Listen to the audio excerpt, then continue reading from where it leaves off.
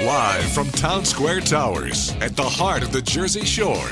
Wake up with Jeremy Grunin. Get up, get out, do something. Join the conversation. 732-505-1160. News Talk Radio WOBM AM 1160 and 1310. Listen online at WOBMAM.com.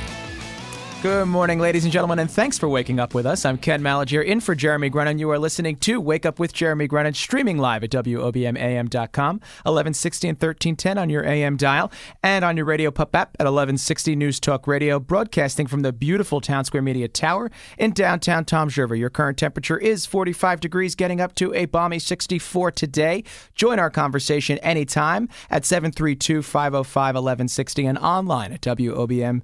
AM.com. Gary Gellman has been featured nationally over 500 times in newspapers, magazines, and on the radio over the last 27 years. Mr. Gellman has also appeared nationally on CBS's Early Show, ABC's Good Morning Las Vegas, CBS's Early Show Indianapolis, Fox's Good Day Philadelphia, Action News Early Edition, NBC's 10 and News 12 Daytime Edition. Mr. Gellman has been featured speaker at the conventions in Las Vegas, Philadelphia, and Atlantic City. Gary, his video production career started at the age of 16, working at public access cable television station in Monmouth County, New Jersey. From 1985 to 1989, Gary produced programming for cable television of New Jersey. In 1988, he worked in the programming department of the New Jersey Network at the newsroom at My 9. Gary completed his broadcasting and journalism work at the College of New Jersey, and Mr. Gellman founded Gellman Images in 1989. I'm pleased that this and more brings Gary into our studio today. Good morning, Gary. Good morning. Thanks for having me here this morning. It's our pleasure. Really excited to talk to you about all that is going on in your industry. And, of course, what brings you in this week of all weeks is the upcoming New Jersey Hall of Fame. You've been their official photographer for 7 years running. Well, yeah, we have. We've covered the events over the years. It's been in the past at NJPAC, and here it's this week. It's going to be at Asbury Park's Convention Hall. So we've been covering the event. We're all about Jersey, and I'm really honored to be here, coming down to downtown Toms River this morning. It's beautiful, and thank you again for having me, and to talk about the New Jersey Hall of Fame and all other things that are going on in the great state of New Jersey. Thanks, Gary. Explain to our listeners, what is the New Jersey Hall of Fame? How do you get in? Who gets in? And who attends? Well, the New Jersey Hall of Fame was established in 2006 by the New Jersey legislature. It was founded by the legislature, but it's really a nonprofit group. Essentially, there are members of, and I'm not a part of the administration, but there's members that are administrators and trustees that organize the Hall of Fame. They schedule not only the event that happens annually, but they also induct individuals on an annual basis that are inducted. So essentially, it's a way for New Jerseyans to be proud of who we are and what we stand for. So it started back in 2008 with individuals like Yogi Berra and Bruce Springsteen and Phil Rizzuto. Sure. And it has evolved over the years where every year about 13 individuals have been inducted. And this year we're honored to have so many great people who were either born in New Jersey or have spent at least 5 years here. There are different categories that the Hall of Fame chooses. Arts, enterprise, performing arts, public service, and sports. So we break everyone down, Sure. And each group within that has about 2 or 3 individuals. This year, we're honored to have individuals like Derek Jeter, who was born in New Jersey, who left when he was 4 or 5 years old. We have Christy Rampone, a local gal who's obviously an Olympian. We have Dick Vitale, who's a ESPN college basketball legend. We have Kool and the Gang, Joanna, Kool and the Gang from Jersey City. John Stewart, the former late night host. Right, now resident Red Bank. Red Bank, yep, and looking at some property in Colts Neck. We have William Fox, the founder of Fox Studios. Philanthropist Lewis Katz, who was also the owner of the Nets and the Devils. The founder or co-founder of Home Depot, Bernard Marcus, is from New Jersey, from Newark. And these are just a few. Frank Lautenberg, former senator from New Jersey. So there are so many individuals that are going to be inducted this Thursday night at the Convention Hall in Asbury Park. That's really exciting. Yeah. So it's a wonderful time. And beyond that, there's a mobile museum where individuals who are inducted give material of themselves or content. Like, for example, one of Thomas Edison's recording devices is a part of the mobile museum. John Bon Jovi has donated one of his jackets in the past that he toured, the New Jersey tour jacket he's donated in the past or loaned to put on display. So in the mobile museum, which is actually a tractor trailer that goes to schools and businesses, they showcased great New Jerseyans where the mobile museum goes to different schools and places where young people can check it out. And that's seen throughout New Jersey. It's gone to many events, including here in Toms River. That's amazing. What an amazing list of gentlemen and ladies that you just rattled off. And it's what the thought that comes to mind is, what is it about New Jersey? What's the secret sauce? I would imagine there's a lot of great people from Idaho, but I would hasten to say that they probably don't have a list of 13 every year that are, world famous people. So what do you think, Gary? Is it about New Jersey and why New Jersey for you and your family? Well, it's interesting. I was born and raised here, and I think there's only one or two other states that even have a Hall of Fame. And actually, Bruce Springsteen brought that up since he was the first inductee several years ago. In his acceptance speech, he said he opened up the letter or the information was brought to him, and he said, why New Jersey Hall of Fame? It doesn't really make sense. Does any other state have a Hall of Fame? And we learned California has a Hall of Fame. Sure. There may be one or two other states that have a Hall of Fame. But it is interesting. This small little state that's surrounded by New York and Philadelphia has so many great people that have come from here. And the one thing that's interesting is that it's not that people live here and work, in all cases, work in New York City or in Philadelphia. Right. Many of these individuals started here in New Jersey and expanded what they did here in New Jersey. For example, Frank Lautenberg, we know him as a U.S. Senator, but he was one of the co-founders of ADP, one of the largest payroll companies in the world. So they took what they learned here and they went throughout. I think it has something to do with the competition here in New Jersey. There's really so many of us here, and there's so much great opportunity for us. You have to be good at what you do. And you have to be good. Right. And, there are people that I mentioned that you wouldn't even think of. For example, did you know the founder of Wendy's was born in New Jersey, in Atlantic City, Dave Thomas? No, you ever I didn't think know about that? Dave Thomas is from New Jersey. Meryl Streep, born in Summit, raised in Summit. Dionne Warwick. Fabulous entertainer. Can't believe the greatness that comes from New Jersey. And some of these individuals were born and raised here. Other people have come from different parts, like Thomas Edison, who was not born in New Jersey but spent most of his grown life and had some of his great inventions here in New Jersey. And we have places to go here in New Jersey. We can see this, and that's really kind of neat. It is. It's a remarkable state. As much as we travel, it is always awesome to come home to New Jersey. It's the excitement. I think, like you said, the competition really is like few other places where you really have to be at the top of your game all the time. Speaking of top of your game, you are a full-service media production house that you own, Gellman Images. What is your greatest passion? I know that you do videography. I know that you do photography. I know that you do a lot of wonderful things in terms of production. What is your greatest passion? Which of those areas? I don't think you're going to believe this, but I'll tell you.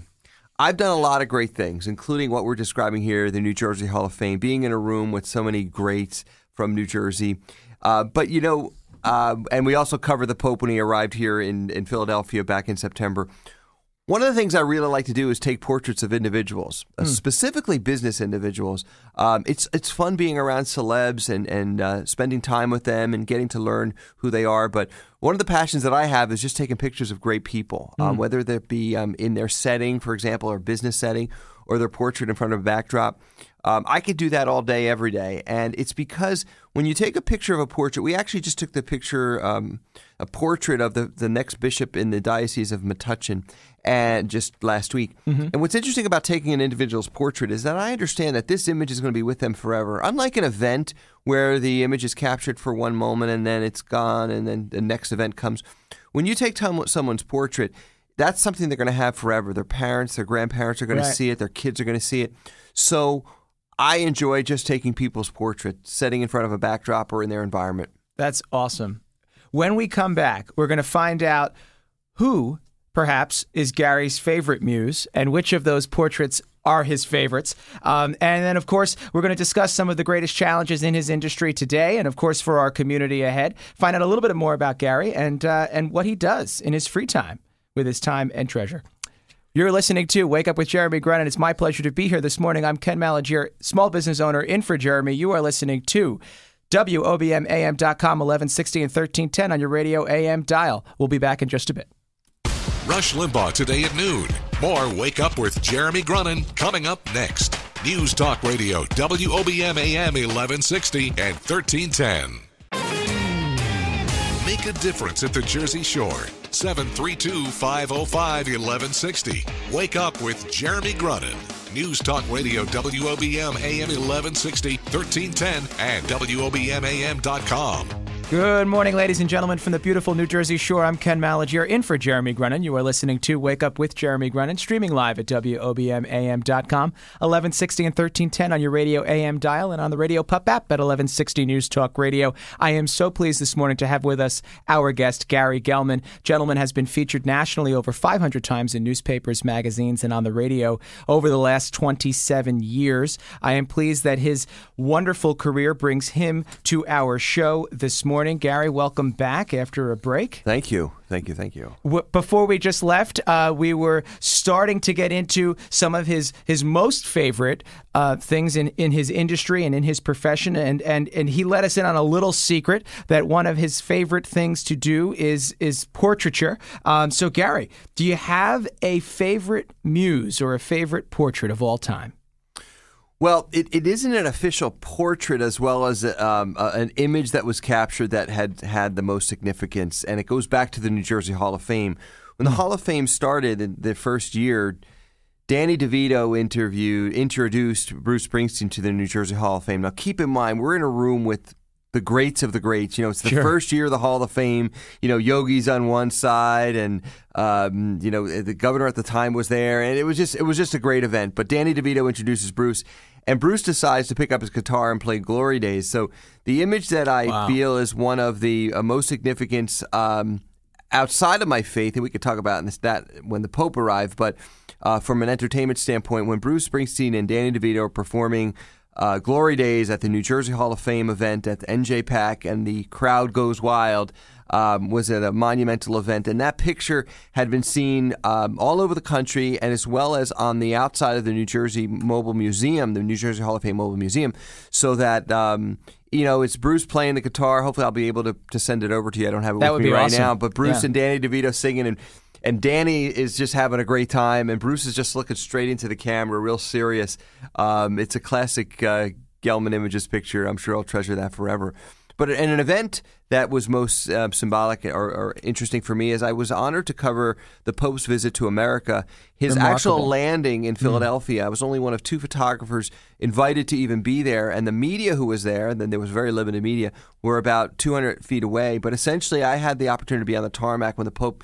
If you remember, it was on that Saturday morning when the Pope arrived in Philadelphia on the tarmac. The airplane comes in, the stairs go down, and I was there amongst probably only 50 people. The governor of Pennsylvania, the governor, the mayor of Philadelphia, and the Pope and Archbishop Chaput.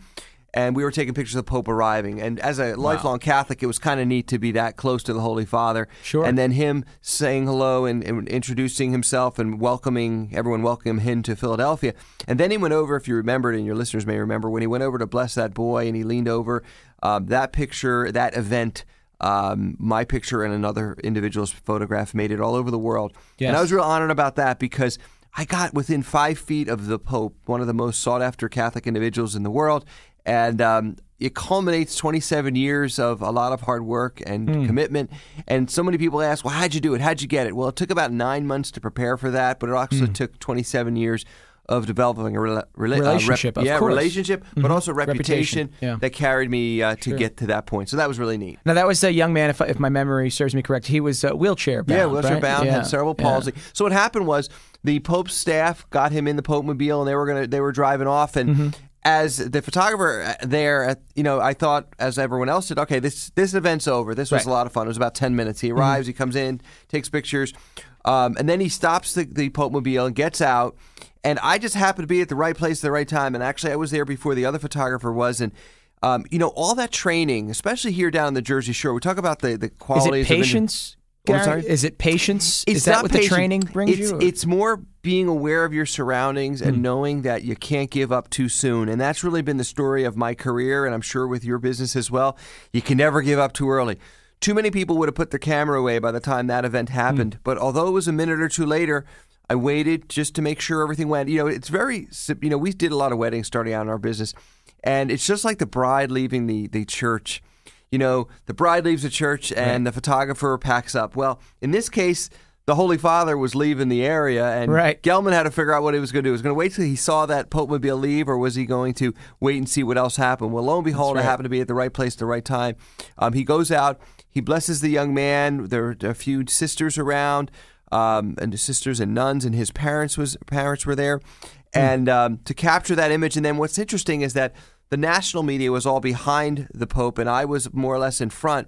So as the Pope is blessing on the evening news and throughout that news cycle, all you could see is me taking a picture of the Pope. So it was really kind of neat. So I was able to use that to show people that it actually was there. Sometimes you take a picture, people, is that really you? With social media now, you never know who took what.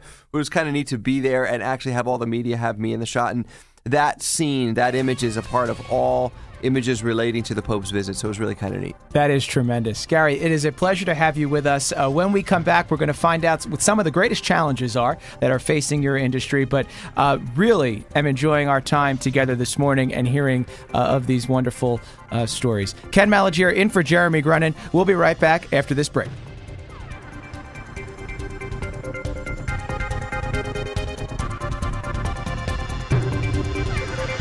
Coming up next, the latest from WOBM News, the Town Square, New Jersey News Network, and Fox News Radio. Wake up with Jeremy Grunin. News Talk Radio, WOBM AM 1160 and 1310. Live from the Jersey Shore to the world. Get up, get out, do something. Wake up with Jeremy Grunin. Take the show wherever you go. Download the free Radio Pup app for your smartphone or tablet. Join the conversation, 732-505-1160. News Talk Radio, WOBM AM 1160 and 1310. Listen online at WOBMAM.com.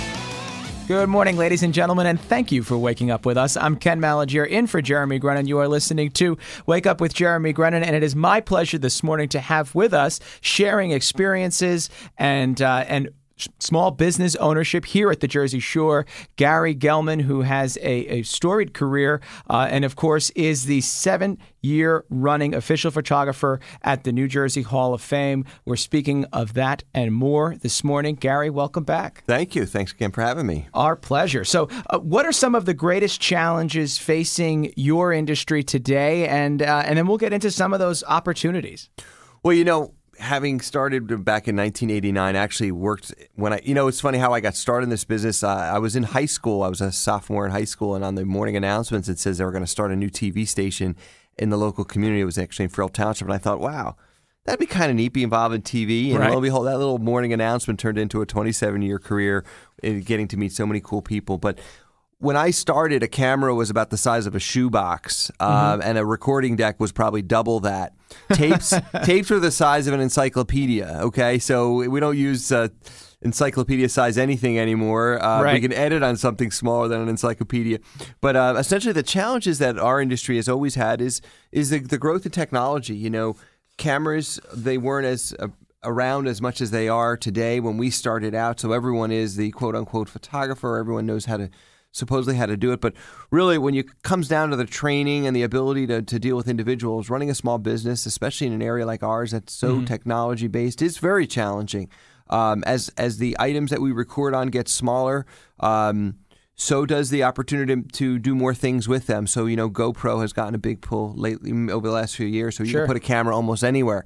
to be able to edit or show photos on location. When I photographed the recent appointed bishop in the Metuchen Diocese, in the past you'd take those pictures and, a week or two later you'd take a look at what we'd call proofs. Now you take the picture and then a minute later you put them on a laptop and you take a look at them and you make sure they're good. So technology has changed tremendously there. But, those business owners, like your business and like so many others down the Jersey Shores, those who are able to change and move with the time and able to adapt are the ones that are going to succeed. And that's the American dream, isn't it? Where people can start a business, work real hard, do what they can to be successful, right, and change with the needs of the times and go beyond normalcy. The competition's always great, but it's always better when you're ahead of it. Sure. And speaking of small business ownership and getting it, I'm sure some of our listeners maybe on an amateur side or perhaps are looking to, as a second career, get into either photography or digital imagery. Do you have any advice for those that are looking to make a start or a crack at your industry? I get calls all the time from young people specifically who have taken a course or two at a local high school and college, and they want to be the next Steven Spielberg. And that's wonderful. And I guess I never had an interest in movies as much as TV, so I can understand that you want to be the next Steven Spielberg. But what we have to understand is that takes a lot of time, effort, and talent. And many people have the talent. They don't necessarily want to put in the time. So what I always suggest to young people is, take those courses and own your own camera and buy your tripods and do whatever you have to do. But understand that it's going to take some time. Now, you may take an hour a week and do it over the next 10 years, or you may want to do this for 80 hours a week until you get your talent up to where it needs to be. Essentially, you have to invest the time, as with anything else in life, if you don't invest the time. So whether you have that degree or you're studying in that degree or you know someone who made a movie and you want to be a part of a movie, right, the more talent that you gain, the more you learn about your career, that's what's really going to separate you from the rest. And always being at the right place at the right time helps as well. So having as many people around you that are able to help you in your endeavors is always great as well. Sure, to find that person that perhaps could be that mentor or take you under their wing, which is always important in any of the art fields. I would Yeah, I mean, I always like to have individuals intern with me before they move on to employment, because when you intern with a professional like myself, you have an opportunity to do so many cool things. So when you intern with Gellman Images, you have an opportunity to spend time with me on all aspects of what we do, not just in